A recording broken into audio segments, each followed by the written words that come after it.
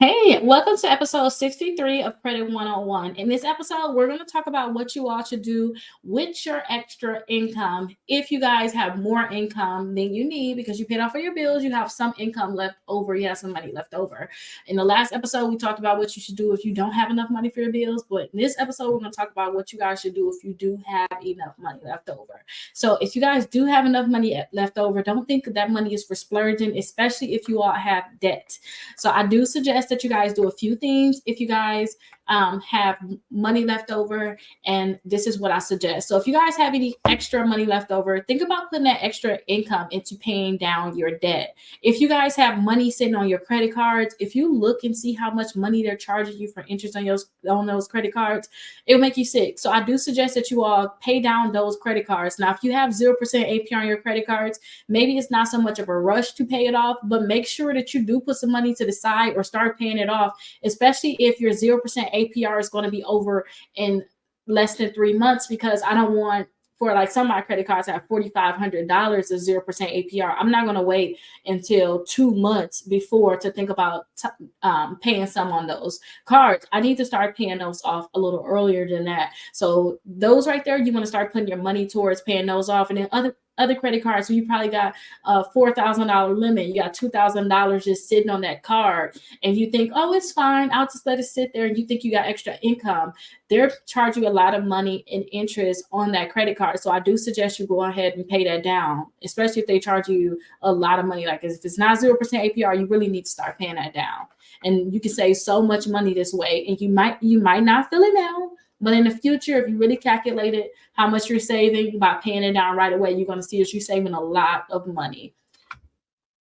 And then again, we already talked about paying down your debt, but also think about some of those.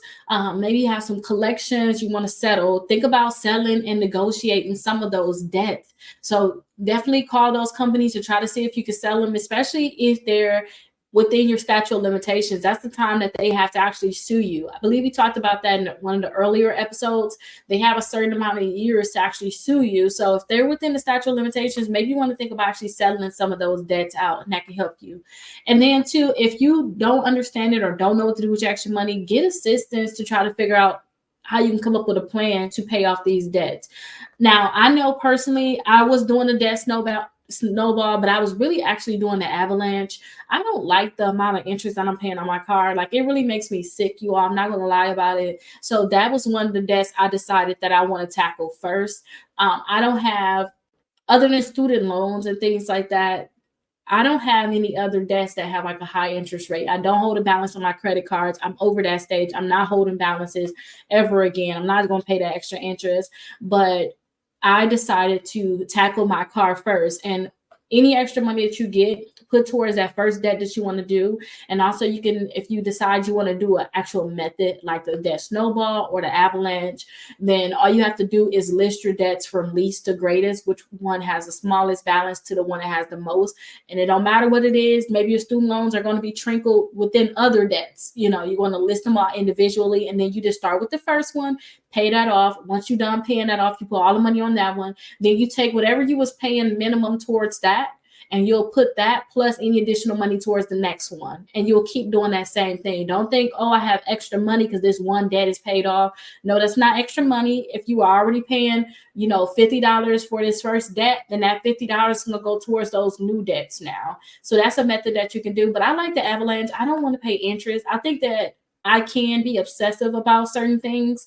So I can be obsessed with paying off a car, especially, like I told you guys, I was able to pay off my car in less than 2 years, my first vehicle. So I'm so happy about that. So definitely think about paying off your debt, come up with a system, look it up, research it. Maybe we'll talk about some in the upcoming episodes, but definitely pay off your debts. Now, if you have a lot of income to you all, if you guys, don't necessarily have a lot of debt, or it's not a rush for you to pay off certain debts. Some people are like, well, I'm going to get my student loans forgiven in 2 years or 3 years because they're probably doing the teacher, maybe they're a teacher, or maybe it's some other reason why they're going to get it forgiven. Then maybe you want to think about investing that extra money that can really help you out a lot, especially when it comes down to taxes. You may want to think about investment to your IRA, because you guys can invest up to $6,000 per year in your IRA. So maybe you want to think about that, but definitely do something positive and not just think, oh, I get to go on another trip.